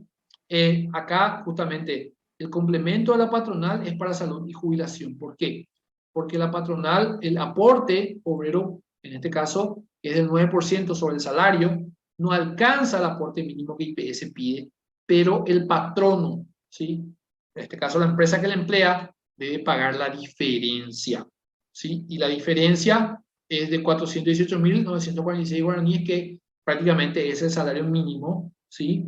Y eso le va a corresponder, por un lado, para el Fondo de Salud, el IPS, y para el otro lado, su jubilación. Entonces, con esta vinculación, ya la persona que se vincula comienza a pagar una jubilación, ya entra dentro del sistema previsional, ¿sí? El sistema de seguridad social, que es muy importante y que hoy en día está muy en la boca de todos. Entonces es importante que tengan en cuenta ese tema también. Después tenemos otra modalidad laboral que es una práctica laboral. Esto también tiene que estar reconocida por el Ministerio del Trabajo, pero acá hay una diferencia. Si bien yo puedo pagar hasta el 60% del salario mínimo, la cantidad de horas trabajadas es 6 y la duración máxima del contrato es de 6 meses. ¿Sí? Esto puede darse, por ejemplo, para gente que hace una educación dual. Se va a trabajar, se va a estudiar mediodía y mediodía se va a trabajar en la empresa, ¿verdad? Este contrato específico será obligatorio la realización de cursos de habilidades blandas y educación financiera impartido por el Servicio Nacional de Promoción Profesional, SNPP, y estos son las educaciones duales que yo les digo, ¿verdad? En este caso, justamente es el tiempo en el cual duran estos cursos y es importante poder, poder formalizar estas vinculaciones también. ¿Por qué es importante formalizar estas vinculaciones? Vuelvo a repetir una vez más. ¿Qué pasa si en la empresa ocurre un accidente, ¿sí? Y la persona está en negro? ¿Cómo hago? ¿Cómo hace la empresa para responder a esto, verdad? Y tiene que pagar el pato a la empresa si es que no están en condición sus trabajadores, ¿verdad? Inclusive corre el riesgo de que la empresa sea clausurada por orden judicial por este tipo de motivos. Entonces, es necesario, ahí Marlene me dice, sí, tienes razón, parece de manejar el tema, así que es muy, muy importante que ustedes formalicen la vinculación con sus trabajadores por este tipo de cosas. Los riesgos que se corren son demasiado grandes y por esa razón es importante tener en cuenta esa vinculación también, ¿verdad? Y después estos son datos que tienen que ver con la parte mínima, por decirlo así, ¿verdad? Esto es a tiempo parcial, el total mensual, esto es ya para gente que está vinculada en el sector doméstico, por ejemplo, ¿verdad? Y acá hay unos aportes mínimos, pero también aporta el patrono para poder complementar el fondo de salud. En mi caso particularmente, en mi caso particular, yo le tengo como funcionaria a una persona que trabaja en mi casa en servicio doméstico, viene 3 veces por semana en mi casa y está en IPS por el mínimo, ¿sí? de empleo doméstico y nosotros pagamos, por supuesto, esa diferencia también. Entonces, es importante tener en cuenta este tipo de situaciones y este es el mínimo de 16 horas y este también es el máximo en cuanto al aporte. Esto es lo que yo actualmente, en mi caso, yo estoy pagando como salario y estos son los aportes que estoy desarrollando también por el IPS. ¿Verdad? Este es el caso particular mío y el de mucha gente que tiene servicio doméstico en la casa. ¿Verdad? Importante que ustedes manejen eso. Y he ido hasta el Ministerio del Trabajo y he homologado el contrato. No crean que simplemente estoy haciendo esto de gracia, como se dice. Homologué el contrato y luego subí al sistema del IPS, que es el sistema REI, que es un sistema muy fácil de manejar también, ese contrato para que esta persona pueda ser reconocida por el sistema del IPS. ¿Verdad? Entonces, este tipo de situaciones, todavía en el caso del Ministerio del Trabajo, alguna gestión es personal, ¿sí?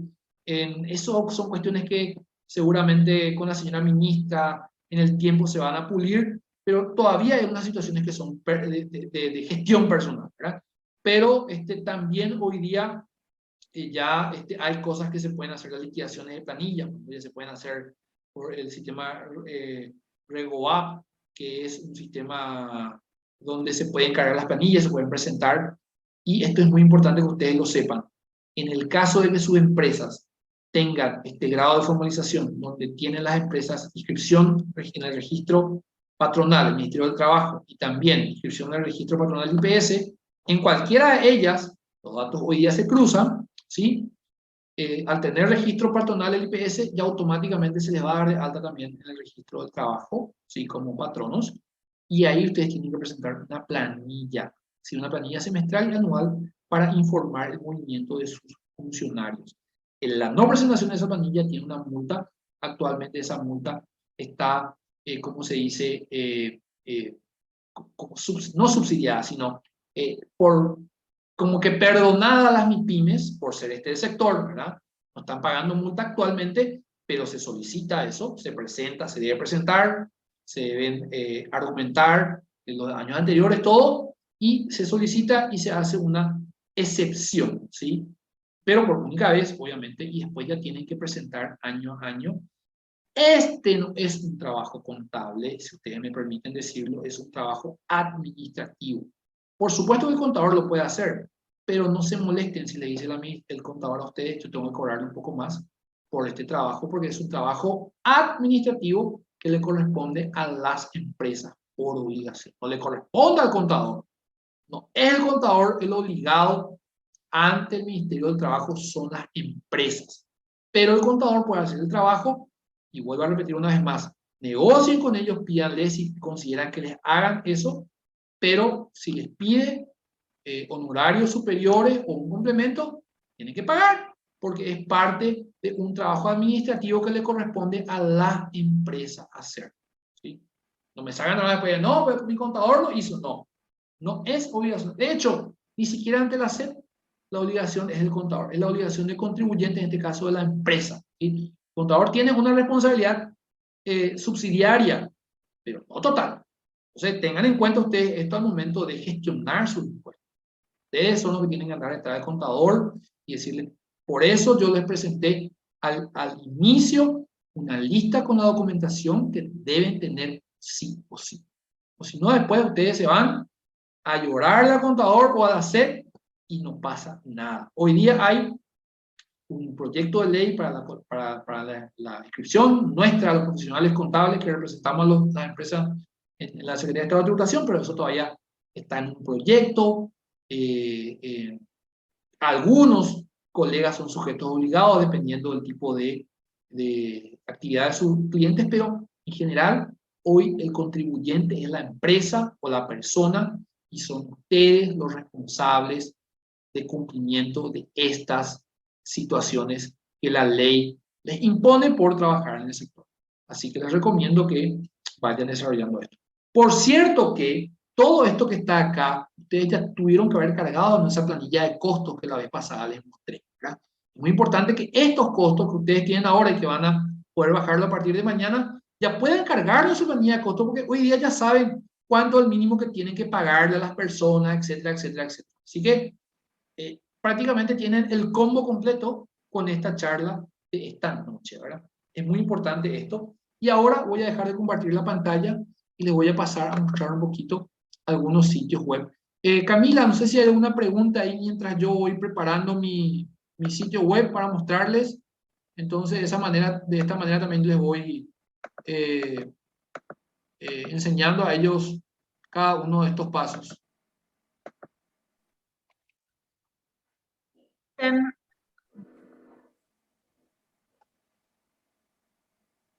Rebeca, no te escucho.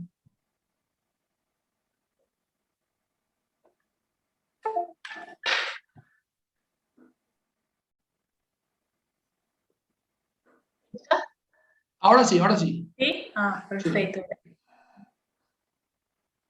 Sale entrecortado. Habla un poquito. Ahora no. Otra vez. Ahora sí. Puede ser mi internet. Ya apago mi cámara para... Ahora sí. Está mejor. Dice aquí una pregunta. Si puede decir la ley laboral de Paraguay. Gracias, dice. Y en realidad es un código laboral. Si voy el código laboral es el código laboral paraguayo. Es la ley 213. Es el código laboral paraguayo, que es el que está vigente actualmente, y muchas de las aplicaciones administrativas, ¿sí? Las cuestiones administrativas deriva como institución de aplicación al Ministerio del Trabajo, Empleo y Seguridad Social hoy día, ¿verdad? Es decir, ellos determinan cuánto es la multa, los tiempos para presentar las planillas, una serie de cosas se determina por el ministerio. Pero la relación laboral, la ley que determina la relación laboral, es la ley 213, no me acuerdo ahora pero pueden buscar el código laboral paraguayo en Google y ya les va a salir ahí sin problema. Así mismo. Y otra pregunta que nos llegó, Lisen, dice, ¿quiénes deben inscribirse en CEPRELAT y qué se presenta? Bueno, en CEPRELAT también hay una lista, en el sitio web de la CEPRELAT, una lista de los que se llaman sujetos obligados. Todas aquellas instituciones financieras, por ejemplo, que manejan dinero, tienen que inscribirse. Las empresas hoy día que realizan operaciones inmobiliarias tienen que inscribirse.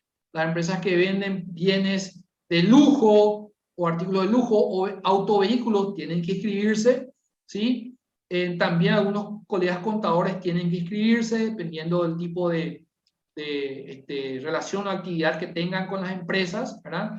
Y bueno, hay toda una lista que ahora mismo no tengo en mente. Las instituciones sin fines de lucro también tienen que inscribirse, aquellas que son, por ejemplo, asociaciones civiles, clubes deportivos, gremios, por ejemplo, como la Unión Estatal Paraguaya, son sujetos obligados de CEPRELAT porque tienen que informar acerca de los aportes, de la entrada de dinero que tiene esa institución y también de las salidas y principalmente quiénes son sus aportantes, ¿sí? Entonces, en el sitio web de la CEPRELAT, ceprelat.gov.pi, pueden informarse acerca de todos esos sujetos obligados. Perfecto. Aquí también nos consultan si es una persona física que alquila, ¿debe inscribirse? Sí, totalmente. Hay algo que tal vez lo pasé por alto, pero hoy el IVA, ¿y por qué lo pasé por alto? Porque el IVA es muy dinámico, ¿sí?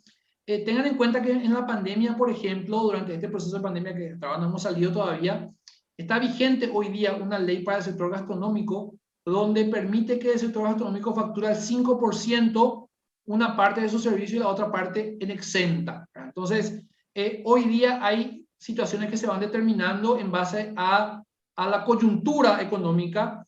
En este caso, el alquiler estaba pagando 10%, después pasó a pagar 5%, y dependiendo también del tipo de actividad de alquiler que se haga, ¿sí? Pero sí, una persona física que desarrolle la actividad de alquiler debe inscribirse y es sujeta de un impuesto que se llama impuesto a la renta personal por ganancia de capital, ¿sí? No por servicio, por ganancia de capital, que es algo individual. Por supuesto, no tocamos acá nosotros porque tiene que ver con la parte, estamos hablando de MIPYME nosotros, ¿verdad? Pero sí, el que explota alquiler tiene que inscribirse y tiene que presentar una liquidación por ganancia de capital impuesto a la renta personal. Perfecto, Lisen. Una pregunta más aquí que llega, dice, ¿qué se debe presentar? ¿Todas las entidades sin fines de lucro, ejemplo, parroquias? Sí, a ver, las entidades sin fines de lucro presentan a los efectos de informar nada más que su movimiento, ¿verdad? Ahora, si una entidad sin fines de lucro desarrolla un servicio, ¿sí? Porque es un servicio que inclusive puede estar desarrollando el sector privado y pasa a competir directamente, en este caso pueden ser las cooperativas, pueden ser las propias iglesias. Ahora, si venden algo, ahí sí tienen que pagar el IVA, tienen que liquidar porque un servicio no pueden ser exentas, ¿sí? En el caso de las instituciones sin fines de lucro, cuando son exentas de IVA, por ejemplo, o de renta, cuando sus ingresos provienen del aporte de sus, en este caso, de los feligreses, o en este caso los socios, y esos aportes se documentan con una factura, pero va en exenta. Entonces, en esos casos, por ejemplo, no tienen que pagar un impuesto a la renta ni tienen que pagar IVA, ¿verdad? Pero tienen que entrar un comprobante de exenta. Por supuesto que cuando yo doy el diezmo, en el caso de las iglesias, si yo voy a misa, por ejemplo, en la religión católica y doy el diezmo, no me entrega el comprobante un sacerdote, ¿verdad? Pero en el caso de organizaciones, otras organizaciones religiosas, como puede ser mismo el Centro Familiar de Oración y otras donde hay un monto que yo estoy aportando porque es algo voluntario, por supuesto, todo esto es voluntario, ¿verdad? Lo que se está aportando, así como yo, si soy miembro de la UIP, hago un aporte voluntario, soy miembro de otra organización sin fines de lucro, hago un aporte voluntario.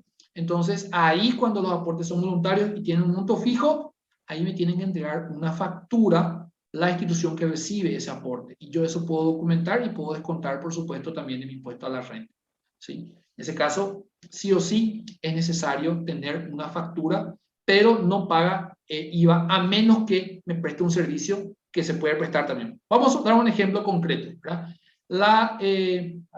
iglesia X ahora también me vende servicio de telefonía o internet. Ah, está compitiendo con otras instituciones, entonces ahí va a tener que pagar IVA, ¿verdad? Por supuesto, tiene que pasar por una serie de situaciones donde tiene que autorizarle, hay una autoridad de control, de legislación, que es Conatel, etcétera. Pero si le llegara a autorizar a la Iglesia Católica a venderme, por ejemplo, servicio de internet, entonces la Iglesia Católica tiene que pedirme un comprobante con IVA, ¿sí?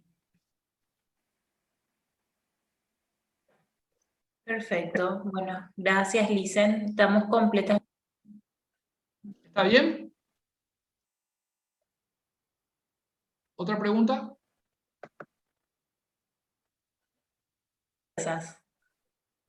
Bueno, voy a pasar a mostrar mi pantalla un poco para que ustedes puedan ver. Justamente está dudando acerca del código laboral, ¿verdad? Primero que nada voy a ir a el Viceministerio de MIPYMES. El Viceministerio de MIPYMES tiene un sitio web que mantiene, donde tiene una serie de, por decirlo así, documentaciones como una biblioteca, ¿sí? Y dentro de esa biblioteca, que mantiene el Sistema Nacional de MIPYMES, es importante tener en cuenta, tiene las alianzas institucionales, y acá ustedes pueden ver las alianzas con diferentes instituciones y pueden ver inclusive y entrar a ver el convenio actualizado con cada una de ellas. A mí me llamó la atención particularmente con la cooperativa Sagrados Corazones, que tiene que ver con la parte de financiamiento. Le pido disculpas a Camila porque entiendo yo que si bien el Ministerio de Industria y Comercio no forma parte de este proyecto, es la entidad que rige las MIPYMES, entonces estoy mostrando esto, ¿verdad? Y la cooperativa Sagrados Corazones particularmente tiene, si ustedes entran ahí, pinchan ahí, van a ver el convenio, tiene específicamente las tasas que le pueden otorgar a las MIPYMES según la vinculación que tengan con el Ministerio de Industria y Comercio, ¿verdad? En este caso, si tiene cédula MIPYME, etc.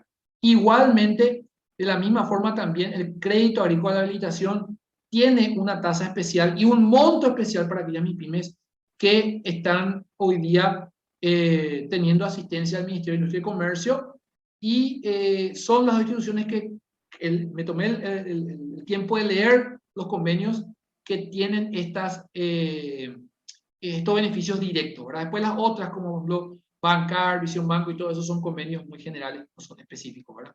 Pero les invito a que miren de estas dos instituciones. Esto en el caso del Ministerio de Industria y Comercio.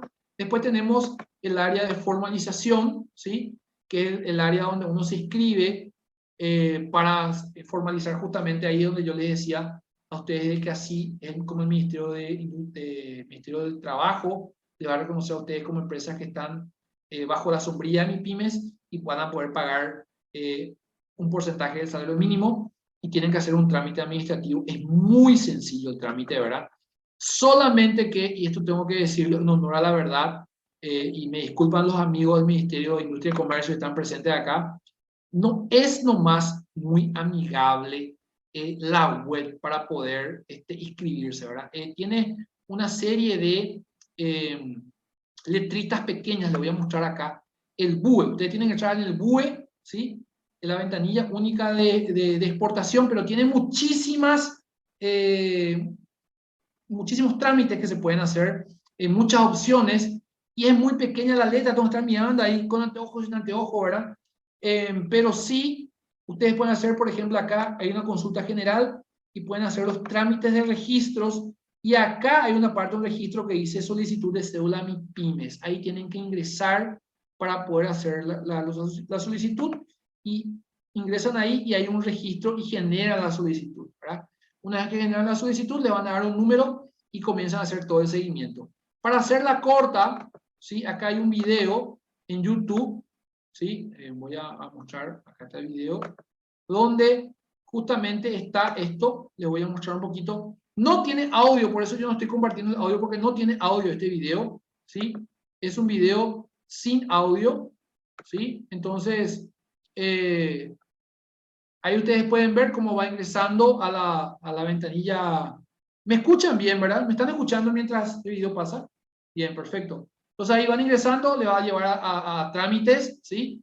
Y ahí van a ir ingresando el número de usuario que se tienen que dar de alta previamente, ¿sí?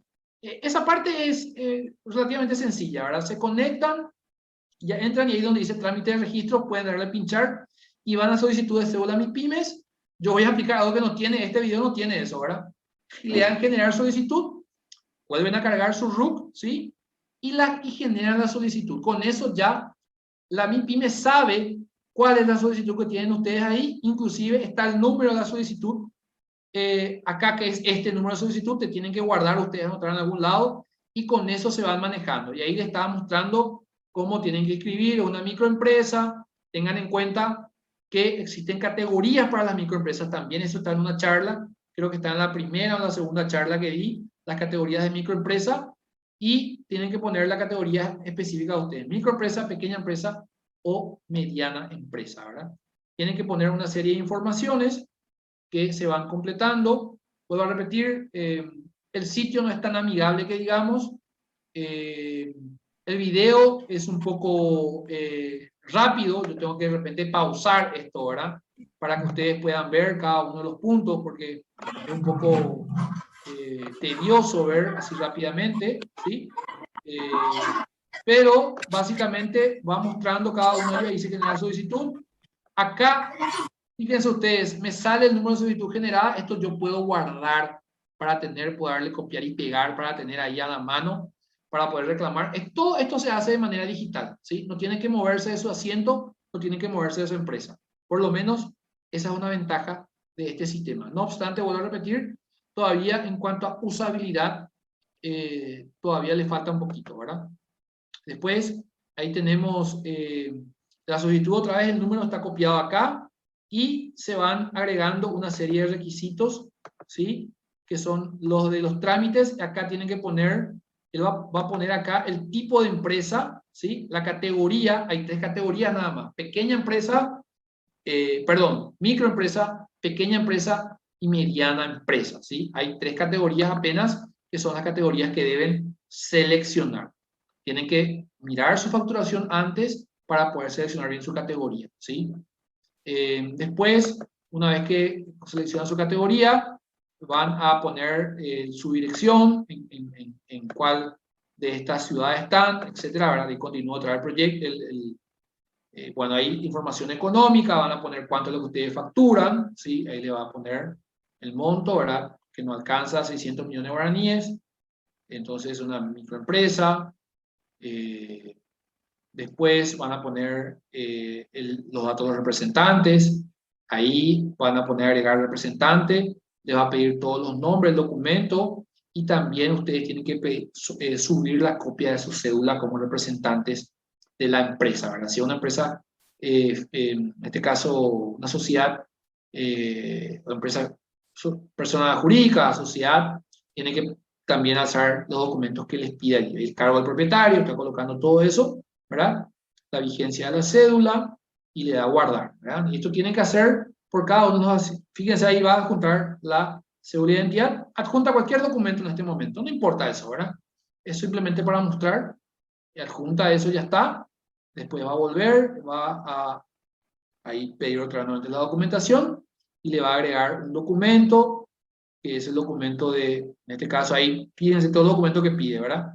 Constancia de apertura, formulario, y también pone la empresa, el número de referencia, la fecha de expedición, si es que hay una constancia de apertura, o el formulario 101. ¿Por qué está el formulario 101 ahí? Porque corresponde a años anteriores, pero a partir del año 2020 ya va a estar formulario 500, formulario 500, ¿sí? Que es el formulario del IRE, ¿verdad? Y después hay que juntar un documento, la constancia de apertura, que es lo que les pide, lo que le había dicho, que es el primer documento que estaba al inicio de mi charla, ¿sí? Registro del RUC, ¿sí? Y eso es lo que les pide, y bueno, con eso ya está como casi que completo, termina básicamente eso. Hay que poner un establecimiento, es decir, la dirección exacta, ¿verdad? Esto, por ejemplo, ya podía haber estirado, si yo tengo RUC, ya tendría que estar estirando de la Secretaría de Estado de Tributación, pero bueno, por ahora eso no está sucediendo, seguramente lo van a mejorar en el tiempo. Y bueno, eso es lo que se tiene que hacer, inclusive fíjense ahí que está cómo ubicar mi empresa, etcétera, etcétera. Y ahí también hay que informar la actividad. Vuelvo a repetir, si esto estuviera enlazado con la Secretaría de Estado de Tributación, ya no hacía falta más estos pasos, ¿verdad? Pero todo sistema es perfectible.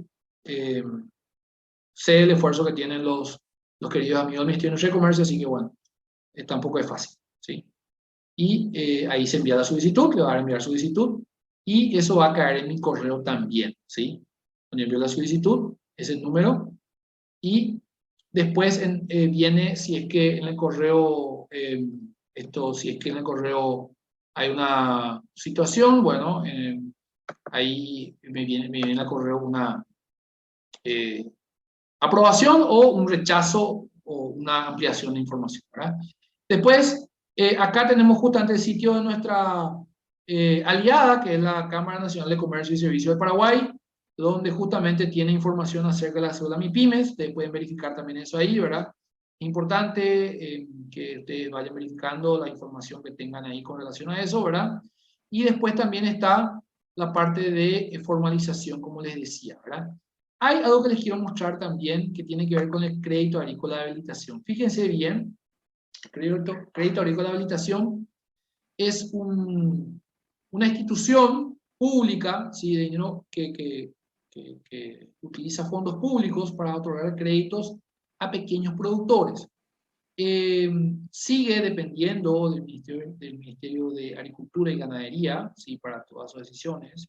De hecho, está nombrado por esa institución con acuerdo con el presidente de la República, pero no obstante, es una institución que es como un brazo ejecutor del instrumento crediticio para los pequeños productores, y ya en los últimos años se dio cuenta también que podía hacerlo como fomento a los comercios y servicios. En este caso, hay un producto financiero que se llama Comercio, y tiene una cobertura nacional, que es con garantía personal y con codeudría, ¿sí? No hace falta una garantía en bienes, sino personal, ¿verdad? Y los límites de financiamiento, fíjense bien, porque eso quería mostrar, dice, para aquellas MIPYMES que no operen bajo la asistencia del Ministerio de Industria y Comercio es hasta 20 millones de guaraníes, y para las MIPYMES que sí operan o que recibieron algún tipo de asistencia del Ministerio de Industria y Comercio es hasta 54.500.000 guaraníes, algo realmente interesante ya para una MIPYME. Créanme que yo lo sé porque, bueno, he liderado proyectos con MIPYMES y sé que este monto para las microempresas particularmente ya es un monto bastante interesante, ya sea para capital operativo, para compra de maquinaria, ¿verdad? Si lo saben utilizar, va a venir al pelo. Y con un plazo de hasta 36 meses, un periodo de gracia para aquellas personas que de repente puedan preguntar o no conocen, significa que es un periodo en el cual yo no estoy pagando el crédito o probablemente pague la tasa de interés nada más, pero no el capital. Normalmente el periodo de gracia es no pagar el crédito, ¿verdad? Y recién después, a partir del mes 11, yo comienzo a pagar el crédito hasta el mes, hasta 36 meses. Sería, si son 36 más 10, serían 46 meses en total la vigencia del crédito, ¿verdad? La tasa de interés es bastante respetable, bastante buena, ¿sí? Apetecible le llamaría yo, que es el 9,5%. Si ustedes como microempresas o MIPYMES son capaces de ser objeto de este crédito, realmente es muy buena la tasa, ¿sí? Y el destino del crédito es capital operativo, ¿sí? En este caso. Y después ustedes acaban de tener una serie de requisitos para el acceso, ¿verdad? En el caso de la información de codeudría, estar sin operaciones morosas o demandadas en el sistema financiero o comercial, algo que se investiga, de hecho, ¿verdad? Y acá menciona justamente el Ministerio de Agricultura y Ganadería, ¿verdad? Y acá dice, para personas jurídicas se tiene en cuenta tanto la empresa corporativa como los autorizados contra obligaciones que son los propietarios. Si los socios están en Inforcom, aun cuando la empresa esté limpia, no le van a dar el crédito, así que tiene que ser por igual, ¿sí? Tanto la empresa como los socios deben estar limpios en Inforcom para que se les otorgue el crédito. Aquellos socios son aquellos que van a firmar, ¿sí? Las personas físicas, como documentación, fotocopia de cédula de identidad vigente, de su cónyuge y su codeudor si lo requiere. Si es una empresa, en este caso le llaman corporativa a ellos, cédula tributaria y estatuto social, ¿sí? Estatuto social para saber quién es el que va a firmar. Documento autorizado para controlar obligación, nombre de la empresa, copia de cédula de identidad de los autorizados. Esto sería la carta poder que les mencioné más temprano, ¿sí? Lugar de emprendimiento, ahí les pide título de propiedad si hubiere, contrato de alquiler vigente. Fíjense que todo lo que yo les dije que deben tener en la carpeta está ahí, ¿sí? Después, pago de factura Ando de SAP, que son los que en este caso pide como servicios. Contrato de alquiler, dice bien allí, ¿verdad? La ubicación del domicilio, tienen que ubicar el domicilio y tiene que estar verificado por el crédito agrícola de habilitación. Fíjense, acá está, en este caso, la palabra clave, ¿sí? Tiene que estar verificado. Eso significa de que va a ir, antes de otorgarle el crédito, un oficial a decir, bueno, acá está esta empresa, funciona regularmente.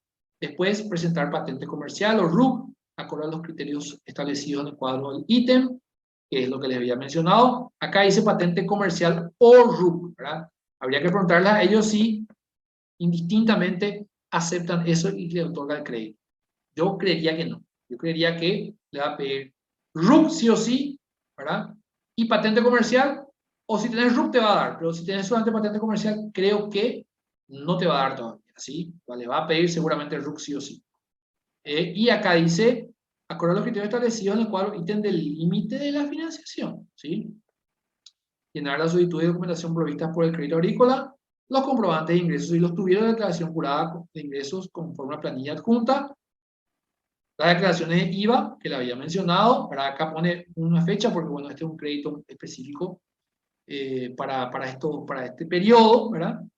Y las MIPYMES que operen bajo asistencia del MIC verificable con los datos proveídos por el referido ministerio, deberán poseer mínimamente el RUC. Fíjense, en este caso sí, ustedes han sido sujetos de una asistencia por parte del MIC y necesitan un crédito blando, ya saben, el crédito de habilitación tiene una línea para ustedes, es simplemente demostrar que fueron asistidos por este ministerio, por supuesto tienen que tener RUC, ¿verdad?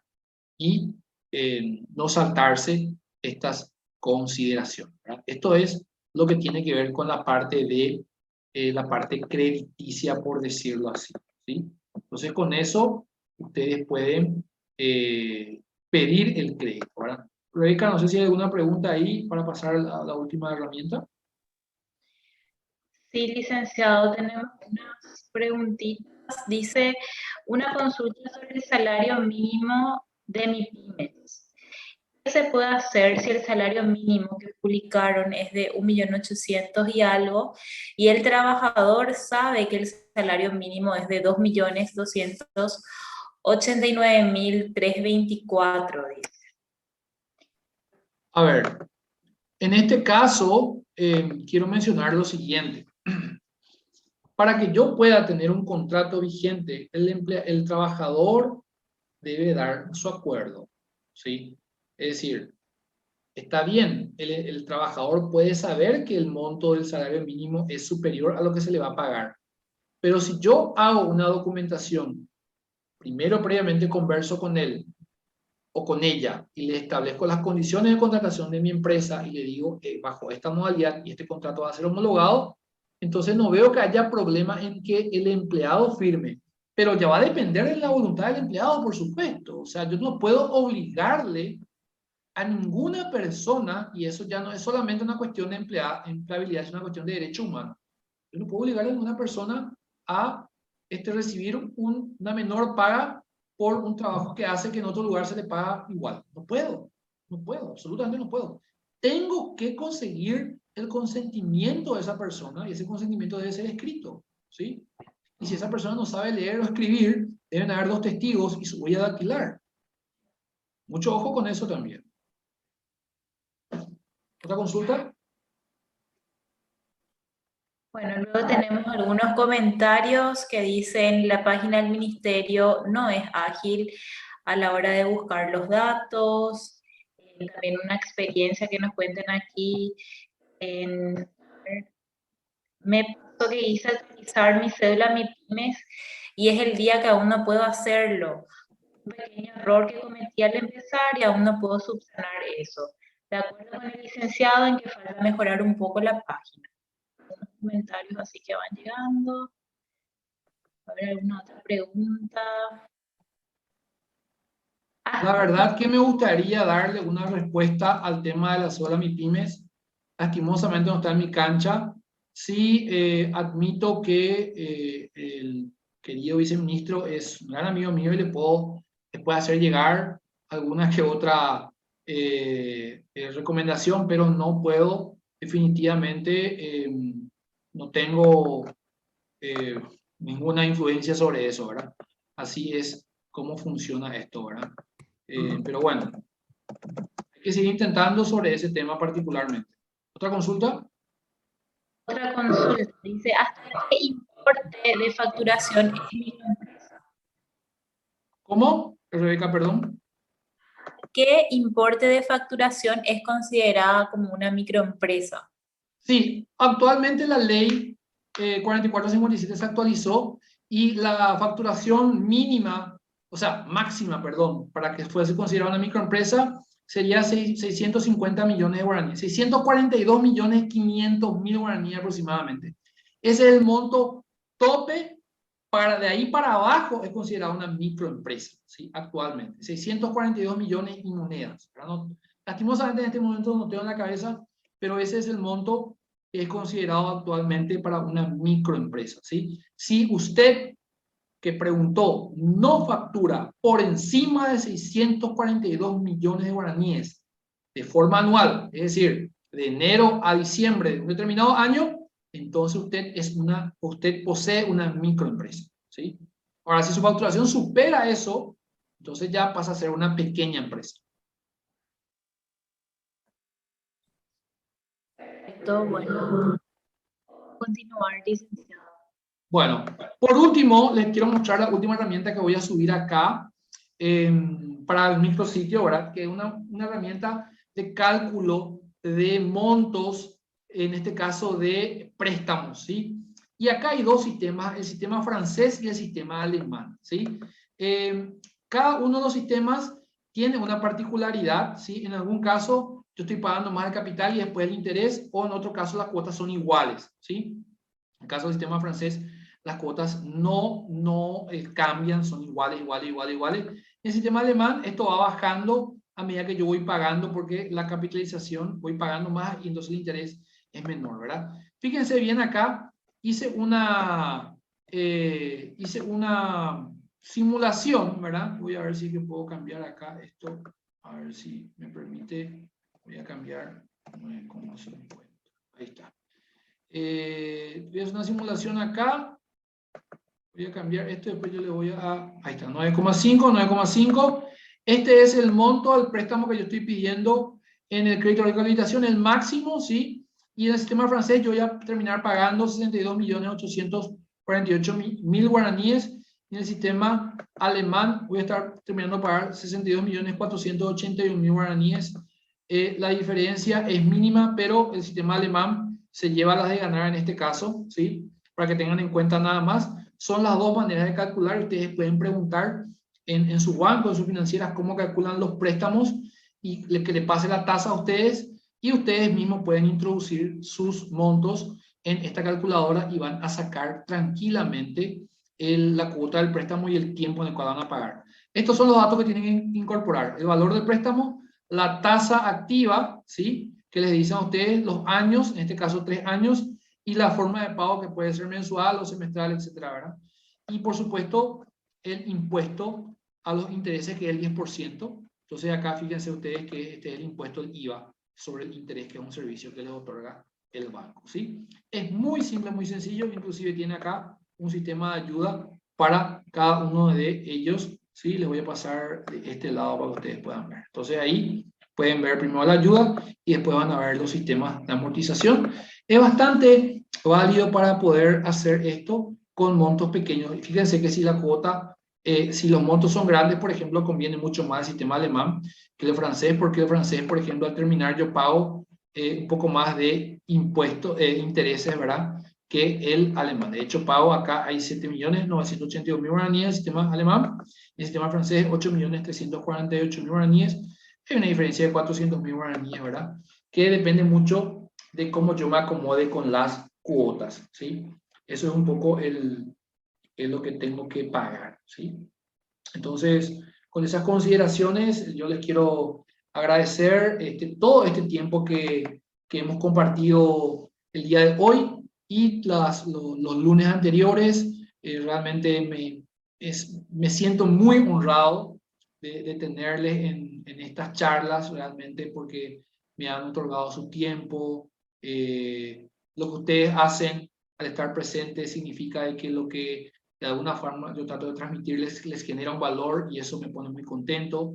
Y quiero decirles de que siempre voy a estar a las órdenes para las consultas y los diferentes comentarios que tengan, y siempre podemos mejorar, así que lo que sea adecuado ustedes pueden poner, por favor, y llenan ahí las evaluaciones también, ¿verdad? Si quieren tomar contacto directo conmigo, ahí pueden pedirle mis datos a la licenciada Rebeca, a la licenciada Camila, con muchísimo gusto le van a entregar esos datos en el proyecto, ¿verdad? Y ahí entonces podemos estar en contacto con muchísimo gusto, podemos seguir en contacto, y también ahí también tienen, vuelvo a repetir, el tema de mis redes, voy a compartir un poquito de eso, ¿verdad? De manera que ustedes puedan ver, y con eso también un poco ir cerrando esta parte del proceso, ¿verdad? Muchísimas gracias a todos por estar presentes.